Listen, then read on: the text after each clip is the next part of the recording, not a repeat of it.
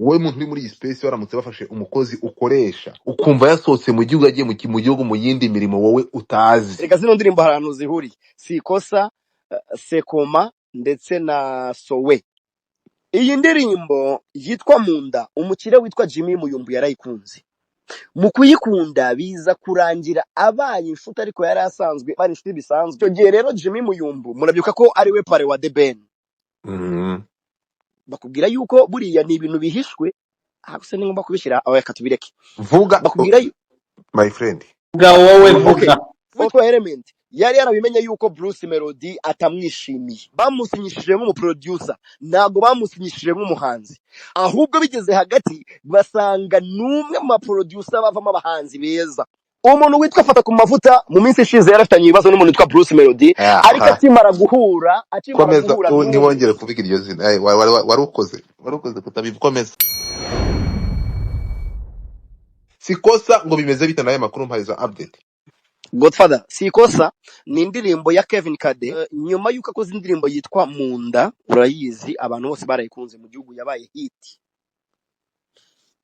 Icyo gihe umukire witwa Jimmy Muyumbu, ntabwo ari Sikoma ni Sikosa kavuki. Ntabwo ari Sikoma wanyarikiye ngo ni Sikoma, ni Sikosa, ntabwo ari Sikosa. Erega zino ndirimbo hari ahantu zihuriye, Sikosa, Sekoma ndetse na Sowe. Hari ahantu zihuriye, sinzi uri kubyumva. Nsesengura numve. Iyi ndirimbo yitwa Munda, umukire witwa Jimmy Muyumbu yarayikunze. Mu kuyikunda biza kurangira abaye inshuti, ariko yari asanzwe bari inshuti bisanzwe, ariko ubushuti bwe na Kevin Kade buriyongera. Uyu mukire aravuga ngo why not ntashiramo umufungo kuri uyu mupeti. Abantu bavuga Jimmy bakubwira yuko ari umugabo w'imfura uzi gusapotinga. Ndabyemera. Umufungo we rwose wa Jimmy Muyumbu arawufata akawuhereza abantu. Buri muntu wese bahuye baziranye cyangwa bataziranye aramuhereza. Aravuga ngo njyewe nagufasha iki. Uyu mupeti Kevin Kade arambwira ati mfite umushinga w'indirimbo, yari ataramenya n'izina uko rizitwa. Iyi industry buri muntu azasengura mu buryo bwe kagira inkuru dutemo. Ikibazo cyawe rero, kandi ikintu nkundira nuko aba YouTubers benshi bakotinga ibiganiro byanjye bikaba n'impamo, kuko ibintu biri kuba narabivuze kuri 3D abantu barabibonye. Hanyuma Jimmy kubugwiza tunga wari usanzwe afasha Kevin Kade mu buzima busanzwe bwa buri munsi, aramubwira ngo ese wamfasha byibura nkagera kuri The Ben tukaba twakorana collabo. Icyo gihe rero Jimmy Muyumbu murabyuka ko ari we pare wa The Ben.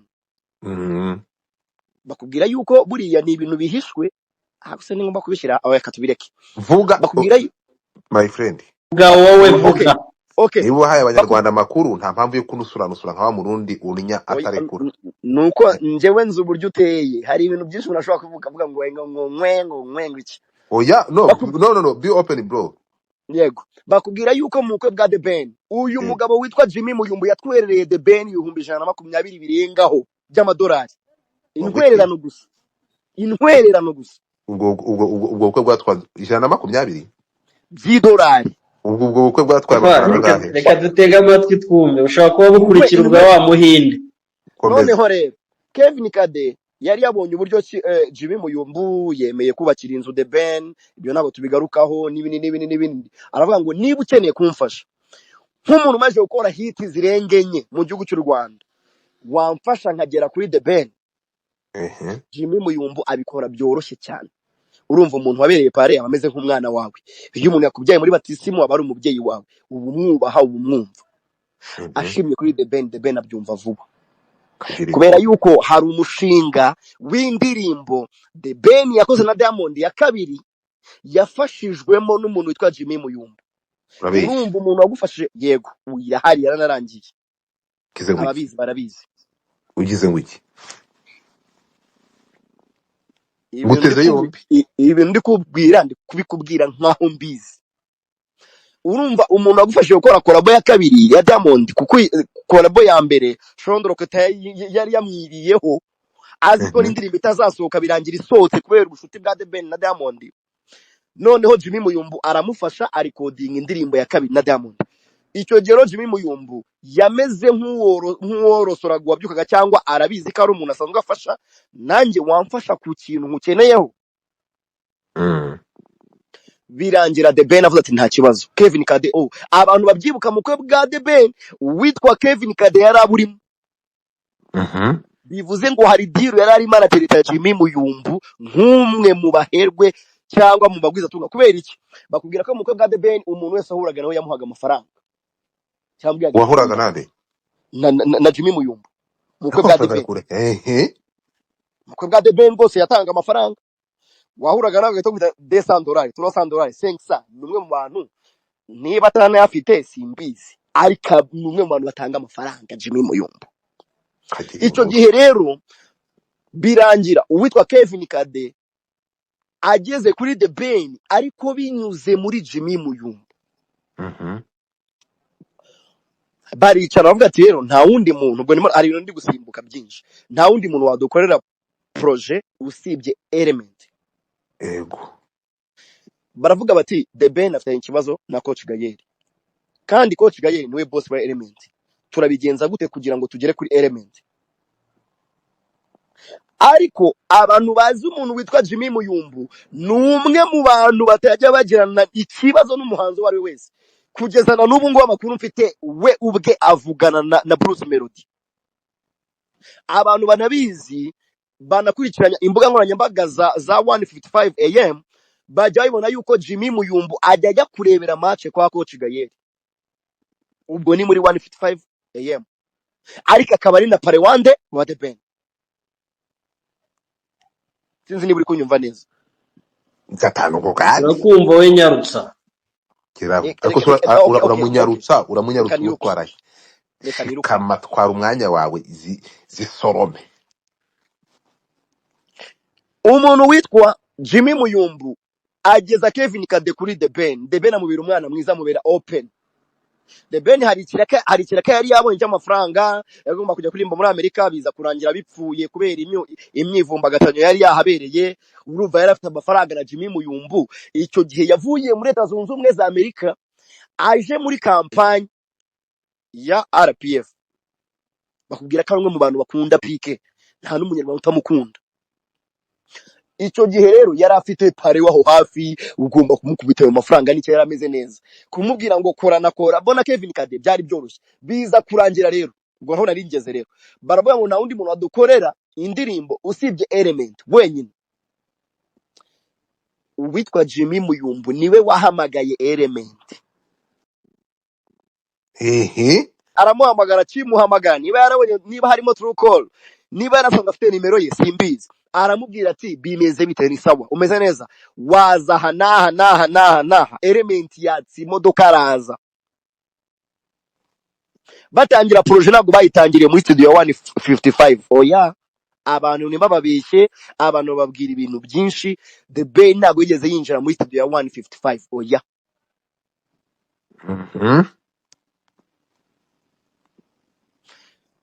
Baramuhamagara Element yicarana na Jimmy hariya, bite ni byiza, umeze neza. Akimona asanga aramuzi, ni umuntu uzwi, umuntu wabaye para wa The Ben, abantu baramuvuga, n'abantu baramuzi nkuko nawe gudufata umuzi.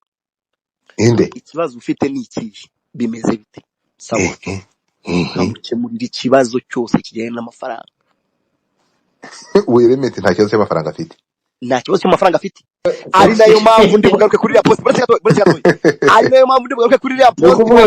Ubu nawe nta kibazo cy'amafaranga ufite kuva umuzi. Inde umuntu umuzi wese ngo nta kibazo cy'agafaranga agira. Ureko saretse kumuvanga wowe. Buretse se kuri ubundi mutipe yitwa ndi arambanga. Ari gutuma n'abahereza ball. Icyo gihe umuntu twa Element abona bamuhindure, bameze nkaho bamuhinduriye ubuzima. Ikintu cya mbere, Element yaramaze iminsi afite ikibazo na 155 AM cyangwa Godfather, bamusinyisha contract ya mbere. Ngo ndimo ndiruka mu miro ko ngiye kwinjira ha ball ndi kandi hari urusaku. Cyangwa Godfather. Oya, nuze Shondro Keta. Ubwo nari nanze kuvuga izina rye. Oya Shondro wora rivuga ntari bihane wanje Shondro Keta rirakoreshwa. Yego. Uyu mutipe bamusinyishije nk'umu producer, ntago bamusinyishije nk'umuhanzi. Ahubwo bigeze hagati basanga numwe mu producer bavamo abahanzi beza. abantu bazi konseri yakoreye Kampala ari kumwe n'uwitwa Bruce Melody. Ni diru yari yakinwe n'umuvandimwe wa Shondroketa, nanjye kumuvuga izina none bari gwita umboroka nanjye. Ni diru yakinwe n'umuvandimwe wa Shondroketa. Birangira Bruce witwa nde Shondroketa umuvandimwe we witwa nde? yitwa Kenny. Kagira inkuru. Uyu Kenny yakinnye iriya diru ya Uganda ayikinanye n'uwitwa Bruce Melody, ariko umuntu witwa Element atabizi. Element bamutwara ameze nk'agakingirizo, bamutwaye mu gikapu, bamutwaye nko mu gikapu. Agezeyo birangiye ari buze no kuririmba, baramukiza no kuri afishe n'iki n'iki, ariko mwibuke ko bamusinyishije nk'iki nk'umuproducer, ntago bamusinyishije nk'umuhanzi. Nashimye speech yande ya Jihad buriya n'umwe mu bantu barara amajoro ntajya aryama. Hari ibintu avuga nkumva turemeranye 100%. Komeza. Bagezeyo baraperforminga, bagize gute? Reka twihute no tugere ku gufungura Kigali Universe. Bafungura Kigali Universe kudutwaye uretse gato. None se ko numva ibyari ntuza ahubwo dutwaye mu bindi? None se ko numva ibyari nako iyi ndirimbo si ikosa bidutwaye mu mibereho y'abaraba jya kuri si ikosa ku ndirimbo biraza kudufasha ariko tuvana iyo hirya. Yego, ndagira ngo nkumvishe uburyo ki umuntu witwa Element yarambiwe 1:55 am. Nivyo ngira ngo mbwire nkwereke na post ya postinze wayibonye, uraza kwisomera n'abantu. Niba utayifite ndayiguhereza. Umuntu witwa Element umunsi bafunguraga Kigali Universe, nyuma yaho gatoya byageza aho umuntu witwa Bruce Melody bakajya bamujyana muri VVIP, abandi bakabajyana hasanzwe. Icyo gihe uwitwa Element yari yarabimenye yuko Bruce Melody atamwishimiye. Yabibwiwe n'iki? Yabibwiwe n'igitaramo bakoreye mu Bwongereza. Ibyo ntabwo ndi bubigarukeho, nzabikorera vuba ikiganiro. Byagenze gute rero? Biza kurangira umuntu witwa Element nk'umwe mu producer bakuru ba 1:55 am atangiye kubyabwa ati se ko mfite audio nyinshi z'uwitwa Roskana, kandi Roskana ni umwe mu bahanzi beza, ni umwe mu bantu twazamura, kubera tutamukorera video ko indirimbo ze zarangiye, ngo hoya ngo buretse gato yango tubanze dukorere Bruce Melody. Arabibona, ariko hari na konseri bagiyemo mu Bwongereza, witwa Element akubita inshuro umuntu witwa Bruce Melody ku ndirimbo imwe. Urwango rwa Bruce Melody na Element naho rwahereye. Nsoza rero cyangwa na ku musozo, umuntu witwa Element bajya gukora iyi ndirimbo, hari abantu yaganirije ababwira yuko 1:55 am imugoye. Kubera iki? Baramufashe bamuvana ku rwego yari ariho, bahita baramutumbagiza urwego rwa audio. Amafaranga yakoreraga muri Country Record n'urwo yahise akorera muri 1:55 bahise bakuba hafi inshuro enye. Babahanzi yakoreraga baramubura. Ari nayo mpamvu hari umuntu watanze itekerezo ejo muri kuri Space, aravuga ngo uwitwa Element twaramufashe tumushyira ku rwego atakabaye ariho, ariko bishingiye ku mafaranga. Kubera iki? Abantu babyibuka umuntu witwa Element muri top 5 z'indirimbo zasohokaga yaba ku maradiyo n'amateleviziyo atandukanye yo mu gihugu cy'u Rwanda nayo muri East Africa, habaga harimo indirimbo 3 za Element. Ariko Element bamushyira ku giciro gihenze, birangira abantu be bamubuze ba hafi yakoreraga. Mu buryo hari umuntu wigeze gutanga speech aravuga ati uyu muntu ntago tuzamwemerera nakomeza kwica umuziki nyarwanda. Abantu banamutera amabuye kugeza na n'ubu ngubu. Umuntu witwa Element ararikodinga, ariko bageze muri studio ngo ndimo ndihuta ko ngewe nkubita mbangura. Bakimara kumuryoshya n'iki, umufunguro ufite n'iki, yahuye n'umukire, indirimbo barayikodinze. Witwa Element biba ngombwa karirimba kalasi iyo ndirimbo. Sinzi niba uri kunyumva. Ndiko kumva, ariko iyo kalasi bisobanura ni refre refure Iyo none currency ngo ni iki? Colors. Okay. Muri uko kuririmba Colors nawe Element yarabyishimiye, yumvaga ari ibintu bya danje, kuko niyo urebye muri posti akubwira yuko The Ben ni umwe mu bantu yakuze ari inzozi ze. Nabonye cyangwa amaze iminsi mbona umwe mu basesenguzi badatekereza wabanje kwigira n'inkoma mashyi ya Coach Gayeri cyangwa 155 AM avuga ngo Element, umuntu twa The Ben we yaranyotewe kugira korabo ya Element. Uwo ninde? Numwe mu batipe nzagaruka vuba ahangaha nawe bamutaye mu bishokoro. Uwo ninde Umuntu Coach Gayeri aramukunda, ariko abavandimwe ba Coach Gayeri ntabwo bamukunda. Uwo ninde bro? Yashatse kwigira umuvugizi wa 155 AM bamuta mu bishokoro. Uwo ninde abavandimwe ba Coach Gayeri baravuga bati dukurikije ubwenge bw'uyu mutipe kankwereka. Icyitwa Kigali Universal ishingiye ku bintu bitatu. Ishingiye ku mikino, imyidagaduro ariyo akabari n'utubyiniro n'abahanzi, ariko na restaurant. Ni ibintu bitatu. Uyu mutipe yari yarigize umuvugizi wa 155. Ariko so mutipe ntabwo afite izina iwaje, ntabwo bajya bakora. Ariko se uramutinya cyane. Muvuge, ndabizi ntujya utinya, bivuge. Umuntu witwa Fata ku mavuta mu minsi ishize yarafitanye ibibazo n'umuntu witwa Bruce Melody, ariko akimara guhura ntibongere kuvuga iryo zina. Warukoze kutabikomeza. Ndeke kuvuga izina rye. Reka vaku. Pese nsanguza ubwenge. Ntukomeze kuyavuga ayo mavuta kare. Uyu mutipe ayo mamesa yihoreye.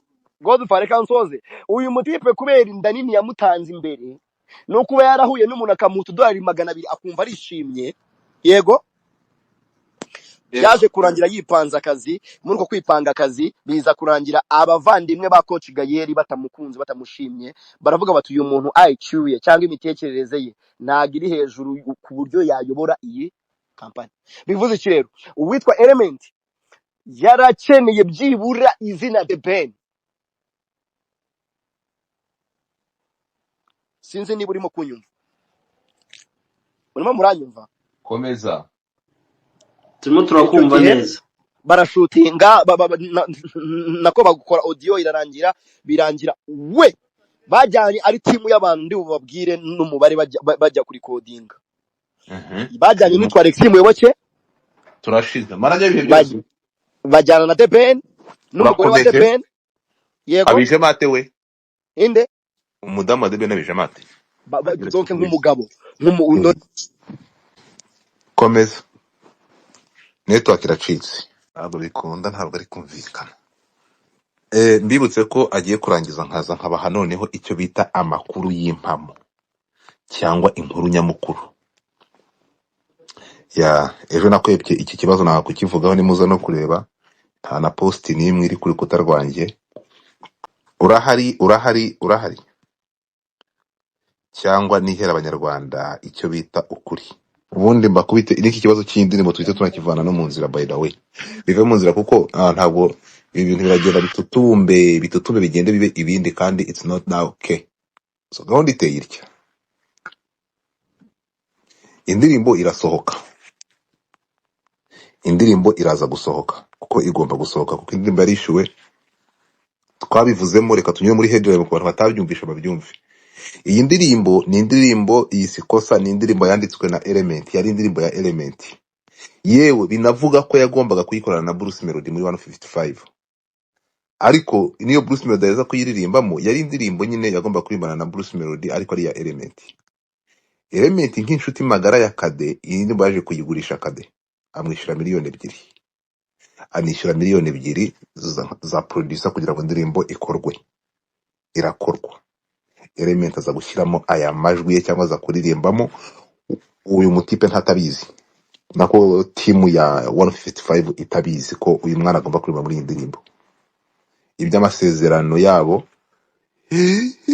ibya contract bafitanye nk'umuproducer cyangwa nk'umuhanzi muri iriya label, I don't care, ntabwo nshaka no kubimenya. Ibyo ngibyo ntekereza ko it's not our business. Keretse biramutse wenda bigiye mu nkiko nibwo amasezerano yakwitabazwa, cyangwa agreement bafitanye ntekereza ko aribwo yakenerwa kugira ngo bayicishemo amaso barebe niba hari iby'umwe bibaje tutabyubahirije. Twebwe nka blogger, that is not our business. indirimbo yaje gukorwa birakorwa biragenda details ku zindi sinshaka kubisubiramo. Indirimbo irasohoka, ntabwo iyi ndirimbo iza gusohoka The Ben atayirimo byari kuba ikibazo. Oya, indirimbo yabaye ikibazo kuko The Ben ayirimo n'umukozi wa 155 ari muri iyo ndirimbo, kandi The Ben afitanye ibibazo na 155 cyangwa na bose wa 155. Nababwiye ko giye muri iyi nkuru ntawe nijya kwa nyina, ntawe ungaburira, ntawe unyishyurira any bills, niyo mpamvu ntawe nshobora kugizanga nkanja mano. Iyi nkuru itangira narabivuze hariya, ikintu namaganye kuva ku munsi wa mbere ni abantu bashatse kuvuga ko Element bari guterwa ubwoba. My friend, mu gihugu cy'u Rwanda ntabwo ushobora kunzana izo nonsense umbwira ko umuntu ari guterwa ubwoba. Element ni umuntu mukuru ufite imyaka y'ubukure, utekereza, nta muntu wamutera ubwoba, ntabwo bamushimuse, ari hariya. Ibi bintu rero ndabifata muri kategori ebyiri, n'abanyarwanda baranga babyumve, ntabwo nshaka kugira ngo baze gufuringa abantu cyangwa baze gufata ibintu uko bitari. Ibintu ngewe nababwiye bityo tuvuga ukuri cyangwa ibintu bikajya ku murongo nk'uko biri bizumvikana, ngiye nzabivuga uku. Indirimbo nisohoka hakabaho kumvikana kwa kampani ya 155 ifite Element nk'umuhanzi cyangwa nako nk'umukozi wayo. Ashobora kuba ari umukozi ari producer, ashobora kuba ari umukozi ari umuhanzi, ibyo ngibyo ntabwo bitureba. Ariko icyo tuzi kimwe, turakora analyse tugendeye kuri Element ni muntu ki, 155 ni muntu ki, The Ben na Kade ni bantu ki. Umuntu uri guhombera muri ibi bintu ni Kade, ariko ntekereza ko ataza no kubihomberamo uko bigenda kose. Iyi ndirimbo uko iza gusohoka kose tuzayisapotinga kandi izagera kure kandi izatanga umusaruro. Icyo ni kimwe. Kado tugomba kumukomeza, ariko niba yari yateguye ko indirimbo igomba kurimo abantu batatu, uriya musore agomba kuririmba muri chorus ntibikunde, refe yari ugomba kuyiririmba, bikaba bisabwa ko ivamo bishe gahunda z'uyu muhanzi. Kade niwe victime w'ibi bintu, ibintu byumvikane neza. Ariko noneho reka tugaruke, nta muntu uri buzana amarangamutima n'amasantima muri ibi bintu ngo ngiye mbyemere. Ariyo mpamvu ubu nibwo ngiye kuvuga stand y'ahantu mpagaze nihe.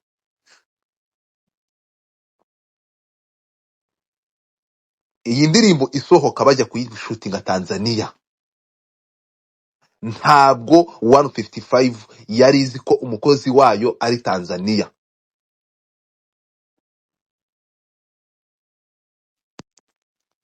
Wowe muntu uri muri iyi space baramutse bafashe umukozi ukoresha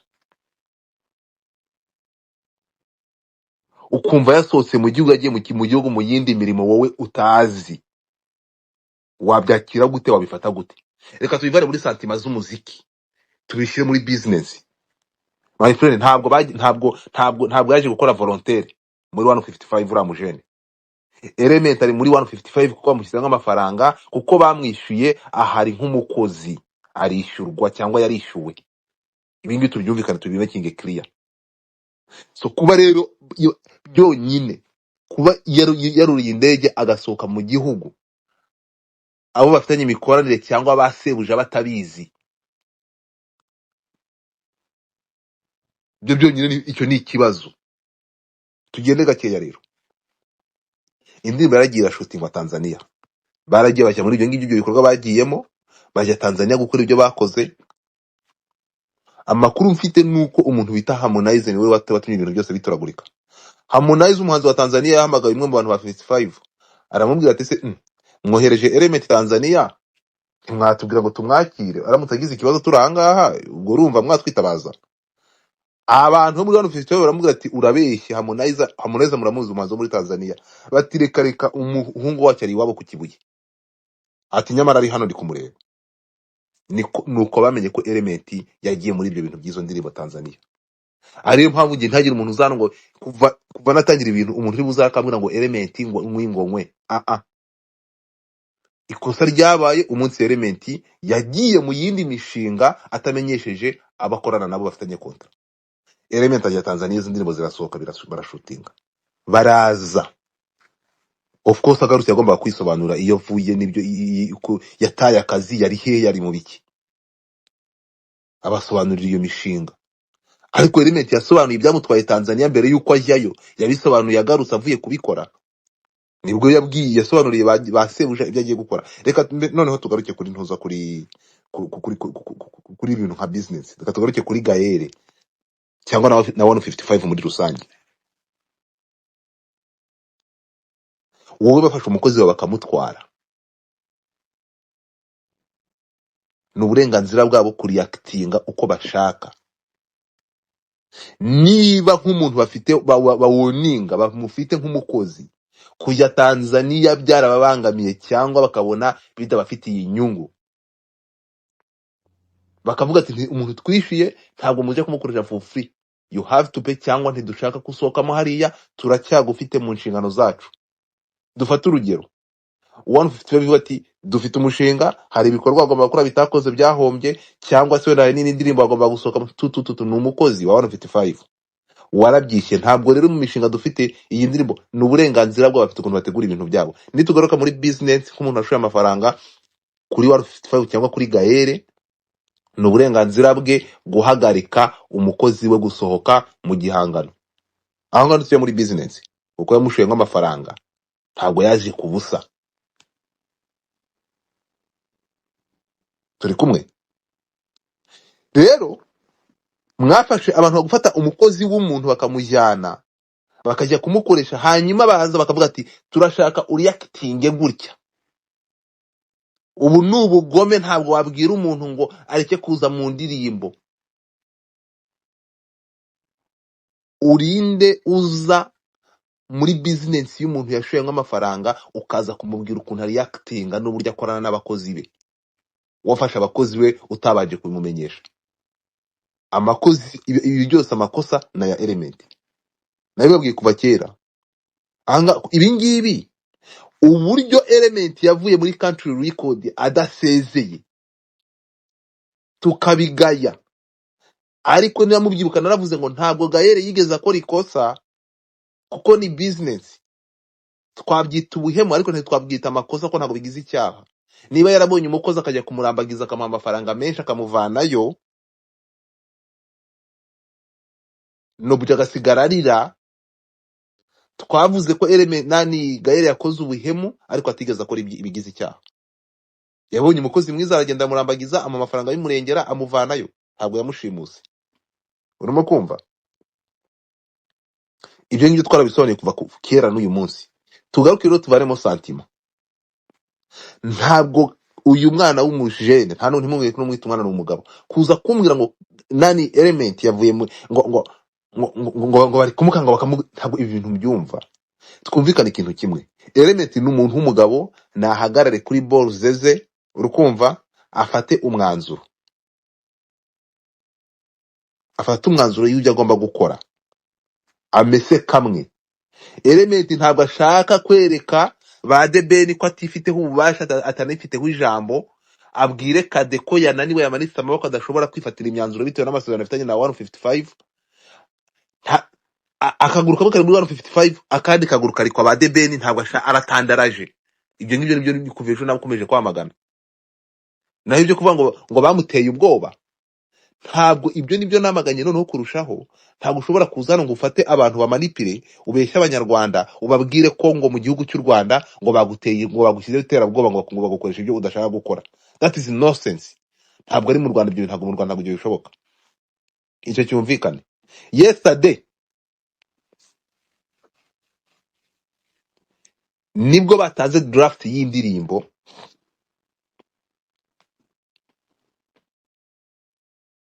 ngira ngo wabonye statement uriya mwana yakoze. Nyuma y'uko hakozwe space tukavuga ati Element niki wishyuza Kade kugira ngo indirimbo isohoke, umwana atanze amafaranga. N'amafaranga uwishyuza, tubwira umubare wayo, tankora statement tuvuga umubare wayo mafaranga. Niba Kade yafite nk'abakunzi b'umuziki, twikusanye dukore fundraising, dushaka amafaranga tuyishyure indirimbo y'umwana isohoke. Ariyo mpamvu mbwira umuntu wese uri muri space supporting Kade. Kade yahuye n'uruva gusenya. Ntabwo imyumvikane rero tuza mukanya niva mu bya business, turaza kureba noneho mu muziki nyarwanda na support umuntu yakaba yatanga.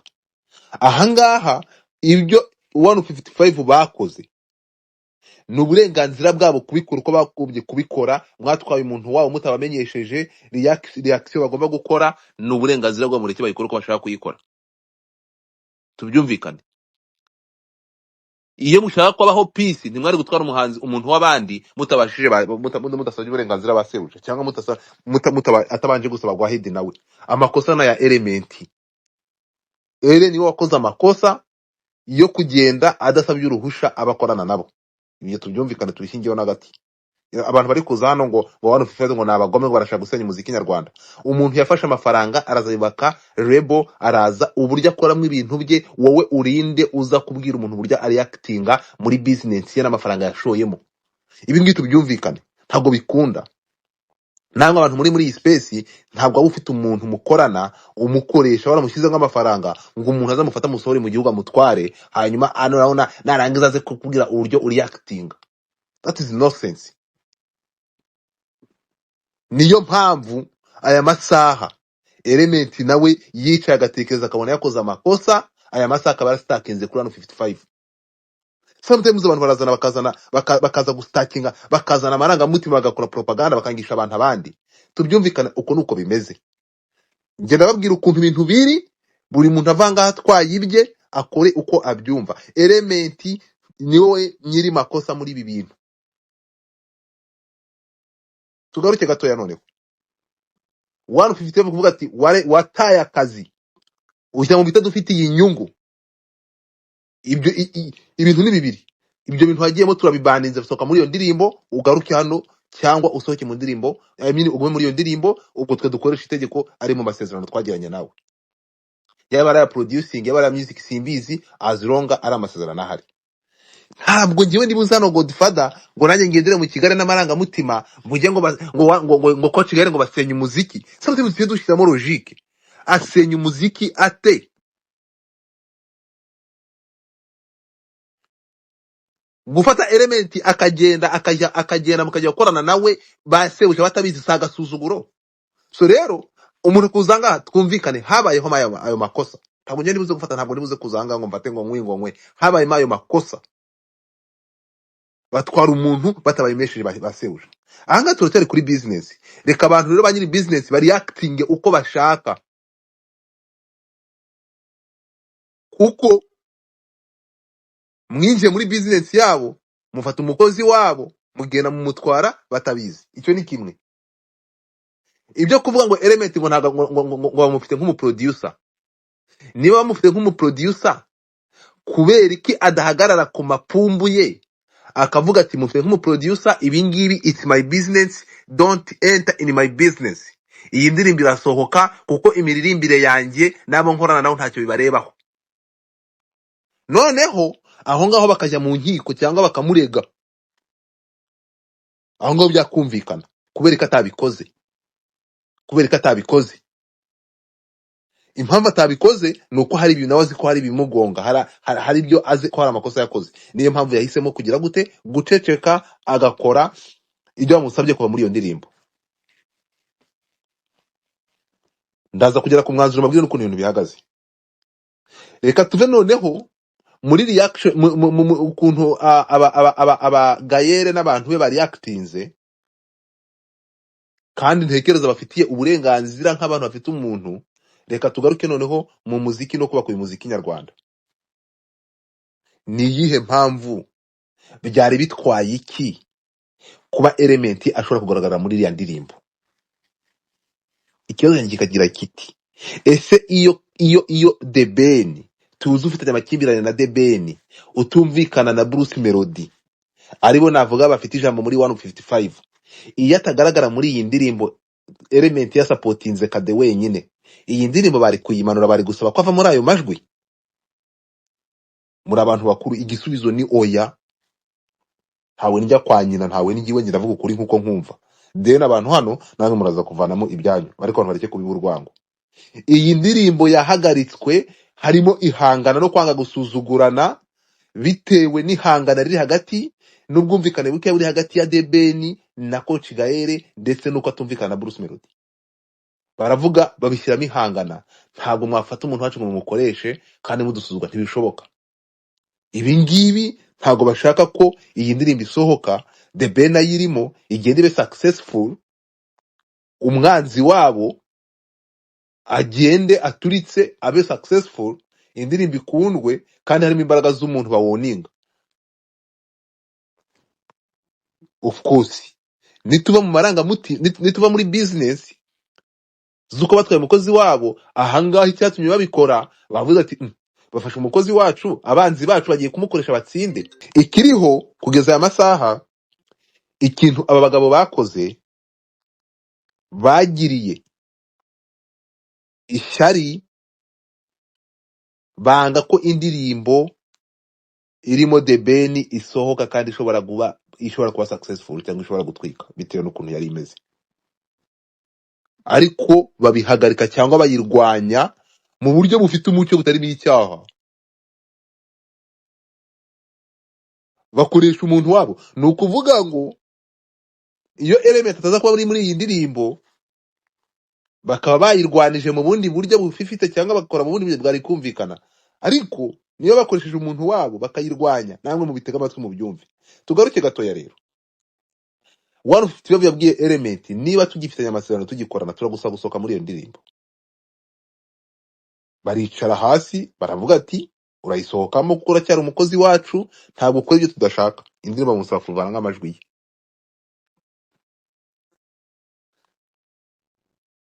So icyakurikiye ni iki? Ubu turi kuvugana, indirimbo iraza gusohoka. Amakuru mfite, indirimbo irasohoka amajwi ya element yavuyemo. Ibi ngibi yagiye akikoreshwa statement kari akantu yakoze. Ntabwo amajwi ye kugeza n'aya masaha indirimbo yatanze, amajwi ye ntarimo. Turi kujyanirana, ntabwo amajwi ye arimo. Yatanze indirimbo yakuyemo amajwi ye kuko draft yari ifite bariye.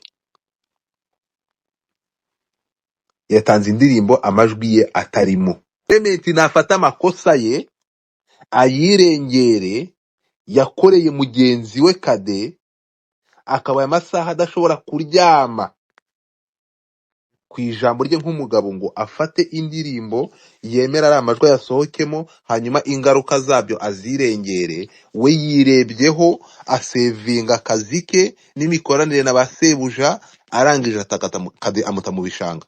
That's the reality. Ariko aya masaha abantu bari kugenda bagafata element bakamugira victime, bakavuga ko ngo nta kibazo, ngo we ngo bamuteye ubwoba. Ninde wamuteye ubwoba? Ngo bamuteye ubwoba, ngo ntago bashaka kugira ngo barango nibo babi. Ibyo rero ahantu mpagaze ni element niwe mbonaho agira bayazana w'ibi bintu. Ira statement yakoze yari kugira agaciro ayikoze kuri yayikoze, hanyuma akemera kuryama kuri mugenzi we, inshuti ye magara Kade, amajwi agatanga indirimbo irimo amajwi ye agasohokamo, hanyuma agasigara noneho afesinga ingaruka z'ikintu yakoze zo gusapotinga mugenzi we. Wowe urasapotinga mugenzi wawe, wabona agiye kuvamo ikibazo ugahita umuta ibishanga kandi uzi ko agiye kujya mu gihombo, warangiza ukazanga ibibazo ukabirunda kuri basobuja bite byanya. Ariko so ikiriho kimwe giyeho kugeza amasaha, nkuko nundi uwo ari we wese aramutse agize ikibazo cyangwa aramutse bakoresheje umukozi wabo, nkuko twatatse Coach Kigali tuvuga ko ibyo bakoreye no budget atari byo, niko n'aya masaha navuga ko kwinjira muri business y'umuntu ukajya kuyata, ukajya gufata umukozi we mukajya gukorana nawe kandi uzi ko ari umukozi ufite amasezerano, hanyuma sebuja yari actinga ku mukozi we mukaza kumugira umuntu mubi. Ntabwo my friend twumvikane. Coach Kigali ni businessman muri uyu muziki. Mwimugira umukunzi w'umuziki kurusha ukuntu mumugira businessman waje gukora amafaranga bite byanya. Ariko none muri kuzana ngo umuntu ngo aje kwica umuziki, ngo no. Coach Kigali ni businessman, ntabwo yaba ari guhomba. Natwe tuvuga ntabwo twafata amafaranga tutashye muri umuziki dukunda tubona amafaranga yacu ari bushye.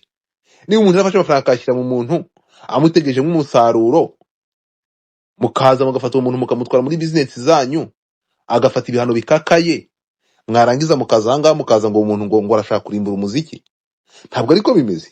Mbere yuko Coach Kigali akunda umuziki, Coach Kigali akunda business cyangwa 155, mbere yuko ureba inyungu z'umuziki muri rusange, ireba inyungu z'amafaranga, imanza kureba amafaranga yashoye yunguka agomba kugaruka. Niko bimeze. gahunda uko iteye ni uku nguku rero.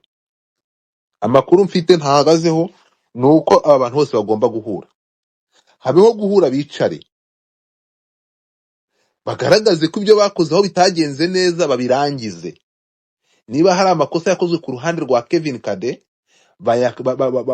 biyeskize, hanyuma bicare na 155 bicarane, iyi ndirimbo isohoke, Element arimo, biraba ari byiza ku banyarwanda. Ariko bifata amakosa yakozwe na Element ngo bayarunde kuri Rebo. Rebo ni company, imyanzuro yafata ku muntu wabo bafitanye n'amasezerano mwiza kuyazana ngo bariyo mufata muyahuze no kwica umuziki. Nta hantu bihuriye. Element ntabwo ari imfungwa, kandi niyo ari imfungwa se n'umusirikare yajya kumubohoza. Mwagiye mureka none ngo bamufatiye intuza, bafite ububasha bwo gufata intuza, bwo gufata umunyarwanda bakamugira imfungwa, bakamushyiraho iterabwoba. Element binyangamugayo, niba abo bantu bagufasheho ingwate, bagutera ubwoba bw'amategeko, bagutera ubwoba bw'ibyo bagusaba, niba ari byerekeranye n'amafaranga, hagarara ku mushuti wawe, umuvandimwe wawe, usohora iyo ndirimbo, hanyuma we umuzane, dukore fundraising, ayo mafaranga bakugomba n'ibyo bakwishyuza tuzabishaka tubibishyure. Ntabwo wabikora, impamvu utabikora niyi: warebye, wateye ikirere, upima ikirere, ureba aho ufite inyungu, usanga ugifite inyungu nyinshi muri 155 kurusha ukuntu wajya hanze ukajya hanze ugatandukana nabo. Amakosa yawe urayarekonesa, that's why you stay with them. So indirimbo igiye gusohoka, kuko amakuru mfite nuko Element yatanze draft, yatanze copy, amajwi yakuyemo nkuko yabisabye na basebuja. Element ntabwo ari umwana. Element ni umuntu wakoze ibintu amanje kureba ibimufavoriza, ibiri mu nyungu ze. Iyo aza gusanga kwinangira ntakuremwa amajwi agasapotinga umushuti we Kade, yari kubikora. Nisabira abantu rero, iyi ndirimbo nisohoka mureke dusapotinge Kade. Yashoye amafaranga, amaze gushora amafaranga, abamufashije babiryaniramo. Yakoresheje ibihanga bibiri bidashobora guhurira ahantu mu isahani imwe. Yafashe The Ben udacana uwaka na 155 abahuriza mu ndirimbo imwe, hagomba kuvamwa amatiku. Ibyo byumvikana. So rero abandi bantu bari buze bakabijyana hirya no hino, bakabivuga ukundi, ubwo n'uburenganzira bwabo. Ahantu hano baravuga bakabigira content. Godfather mpagaze kuri Kade kurusha undi wari we wese. Imyanzuro Coach Gael yafashe na timu ye n'uburenganzira bwabo, bagomba kuyifata kuko Element aracyafitanye imikoranire nawe. Ibyo byumvikana uko. Abantu muri kumutera amabuye nakazi kanyu. Abantu muri muze gufata umuntu, namwe muze kuza kumbwira uko mubyumva, ariko umuntu wafashe iya mbere agafungura company yagashyiramo abakozi, ukaza mu bakozi, ugatwara umukozi ukamuruzira ukamusohora mu gihugu, hanyuma agafata decision yo guhana umukozi we, ukamutegeka uburyo yakagombye kumuhana, cyangwa ukamubwira ko adafite uburenganzira bwo kumuhana. Ariko muri bitangazo mwavogereye urugo rwa Gael, my friend. Ahangaha ejo nzabyuka mu gitondo ndi gushumika shondoroketa, ariko hano ndahangaha kugira ngo mvuge, ntabwo nakoze analyze, ndakora analyze nkazangaha ngiyewe nuko mbyumva. Naho nituva muri business tukaza mu muziki n'iyi industry, bagize ishyari, ariko mu ishyari bagize no kurwanya The Ben, babikoze ibyo niyo turi kwexpectinga, tukavuga ati ese iyo Kadaza ko runa ndimba na Element byonyine, uyu mugabo bari kuyibaninga bagasaba ko amajwi avamo, tukavuga ngo oya, ntabwo byari gukorwa, babikoze bitewe n'ikibazo The Ben afitanye na n'uyu mugabo Coach Gael. So rero ntabwo ushobora kuza kuntunga urutoki mu jisho ngo nurangiza unantegeke uburyo n'ibyiringira cyangwa n'itokora. No, simpamya yuko mutajya gufata umuhanzi abagabo bafitanye n'amasezerano cyangwa bakoresha umukozi wa 155, iyo mutaza kumufata mukajya gukora iyo ndirimbo yanyu, ntabwo ntekereza ko ibibazo biba bihari. igitero aba bantu bo muri 155 bari kuza kubateraho, bari kudusobanurira impamvu yabyo. Ariko umuntu bari gutegeka ngo nakuremwa amajwi ye ni umukozi wabo. Mwarangiza ngo nigute ubwira umukozi wawe gukora, nabakoresha be baramutegeka, ntago baramusaba nk'abantuza be, baramubwira ibyo gukora nk'abakoresha be. Rero abantu muri kuza mukabivanga no gusenya umuziki, mukabizana ngo ni no, ibyo mubyihorere, ntago njye uko mbyemera. Ejo nitwongera kubona ikindi kintu, njye ntabwo dufata nzaza ahangaha. The Ben nta kibazo mfitanye nawe, Jimmy n'umuvandimwe nta kibazo mfitanye nawe, Kadewe nta kibazo mfitanye n'uyu munsi, ndabizi ko ari victime. Aba bashondoroketa ntabwo nabona mu ikosa ngo ndeke kuri babwira, ariko ntabwo ndibuza ahangaha ngo kubera bariya, no, ntabwo ari uko bimeze. Aba bantu ntabwo muri buze kubabwira uburyo bari actinga, kandi mwarabinjiriye, nimwe mwabatatse, nimwe mwinjiye muri company yabo, mufatamo umukozi wabo mujya gukorana nawe, mureba inyungu zigiye kuva muri uwo muntu mugiye gukorana nawe, ariko ntimwigeze mureba ingaruka zizabivamo. None muri gusefesinga ingaruka, murimo kwataka abantu, murimo kwataka ntuza umuntu. Ubu ngubu inze ahangaha, inze mvuge nti Coach Gaël, ni gute ubwira umukozi wawe kuva mu ndirimbo? Uri mubi, uri kubwirira ko umukozi wawe kuva mu ndirimbo. Amasezerano yabo ndayazi, agreement bafitanye ndazizi. Ndinde ujya muri business y'umugabo nkamubwira nti kuki muri business yawe wafatiye umukozi wawe imyanzuro nkiyi? Inze amasezerano bafitanye. So ahangaha niho umuntu ava, uwo mukanya maze kuvuga ngo nahawe ruswa. Numvisha ngo ari kuvuga ngo nahaye ruswa, ntabwo ariko bimeze. Element wafashe ya mbere aza amasezerano afitanye na basebuja, akajya muri ya projet, hanyuma bikagera aho amaza mu byari bisusa, ntafata umwanzuro Element yawufashe. Ni ugukora ibyo basebuja bamusabye kugira ngo asevinga akazi ke n'amasezerano ye. Kuko amakuru mfite, iyo Element asoka muri ya ndirimbo, 155 yari kumujyana mu nkiko ikoresheje amasezerano bafitanye. None ibyo bihindutse iterabwoba. Ntabwo ibyo ari iterabwoba. 155 ni business, bari muri business. Mbere yuko bakunda umuziki, barakunda business yabo n'umusaruro ugomba kuza muri business. Nta muntu uzicungurura uyu muziki atafitemo inyungu. Muziki bakunda umuziki, bahombe business yabo. So ahangaha ngiye kuri ibi bintu, ndababwiza ukuri, umuntu nteye impuhwe umbabaje kurusha ibindi byose ni Kade wagendeye muri iki kigare. Urimo kumva? Naho nituza kureba imva n'imvano y'ibi bintu, ni The Ben n'aramabifu bafitanye, kandi ikindi kintu twari kubikoraho, kandi ikindi kintu nta n'ufite icyo yabikoraho. Rero mureke gufata umuntu wagize reaction kuri business ye ngo muze mubifate mubigire ntuza, mubigire itiku, mwumve ngo abantu ngo banga umuziki nyarwanda, ngo baje gusenya umuziki nyarwanda. None nabonye ariko ngo Free Element bamufuriringe he yashimuswe. So ngewe nuko mbyumva, indirimbo iraza gusohoka, ariko amakuru mfite nuko hari inama iri gukorwa nonaha.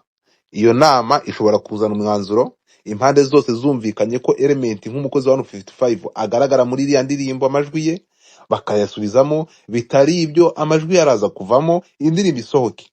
Kandi ntekereza ko indirimbo ari nziza. Icyo nsaba abantu nuko tuzakora ibishoboka tugasupportinga Kade. Element ndashaka kugira ngo ibi bintu abantu tuza kuvana muri ibi bintu, tuvanemo umuntu bita Jimmy Muyumbu. Nta nahuriye nabyo. Jimmy Muyumbu ikintu yakoze, yasupportinze umwana w'umuhanzi yabona gufite impano. Ntabwo ibyo ngibyo Jimmy Muyumbu mumuvane muri aya manjwa. Kuba yarafashe amafaranga agasupportinga umwana yabona gufite impano, ntabwo aza kuza muri izi drama n'ibi ngibi. Ntabwo Jimmy ibintu by'imiziki ntabyo azi. So muze kumukura muri ibi bintu kuko nta nahuriye nabyo. Icyo yakoze, yafashe amafaranga asupportinga umuhanzi. Sinzi impamvu rero yaba victime w'ibi bintu cyangwa kumuzana muri izi nduru. Nta hantu Jimmy Muyumbu ahuriye nabyo. Urimo kumva? Uwo numwe The Ben, nubwo ari we wabaye ikibazo, wabaye n'intandaro yo kugira ngo izi saga zibe bitewe n'ibibazo afitanye na Gaël. The Ben nta yizindi nyungu afite muri iyi ndirimbo. The Ben iyi ndirimbo yasupportinze umwana wari umusabye korabo. ntabwo yatanze korabo kuko hari ikindi kintu yashakaga cyangwa irindi hangana yashakaga, no, yasabwe korabo n'umwana, abona agomba kumushyigikira, The Ben ahagarika inshingano ze ajya gusapotinga uyu mwana Kade. The Ben ni umuntu utagira amatindi, yaza kumenya ko bizagenda uku nguku. Ntabwo ntekereza ko korabo ya Kade na The Ben yagira agaciro ariko irimo Element. Element is nothing imbere ya The Ben na Kade, sibyo? Nta hantu na gato iyi ndirimbo uyu mwana, uyu musore nani Robinson, niba uyu nguri Element, kuyibamo kwe nta kintu bimaze. Ikintu kibi ni uko yarasohotse kuri affiche akaba agiye kuvaho bikaza guconfusing abantu, ariko ntekereza ko indirimbo ya The Ben ari kumwe na Kade yaba ifite agaciro gakomeye.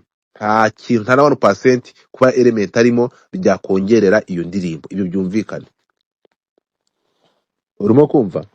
The Ben nta yindi attention yari afite yo gushyiramo Element, ntayo ntekereza, nta niyo mbona. Ariko The Ben nk'umuntu uri aho ngaho utagira itifu, wibera aho ngaho gutyo nk'igitama cy'Imana, ntekereza ko kubabonamo yumvaga bidashobora kugera kuri uru rwego, ariko yiyibagiza ko agiye gukorana n'umuntu ufitweho ububasha, n'umuntu bafitanye amakimbirane, abantu batabyumva kimwe. So ibiza kurenga aha ngaha rero abantu babyumva uko babishaka, indirimbo iraza gusohoka. Kugeza amakuru dufite nuko indirimbo umuntu bita Element yamaze kuvanamo amajwi ye. Hanyuma mureke tunenge abangaba badakunda umuziki, hanyuma ntitubagayire uburyo bakoramo business zabo ngo tubifate tubyite kwanga umuziki no gushaka kuwusenya.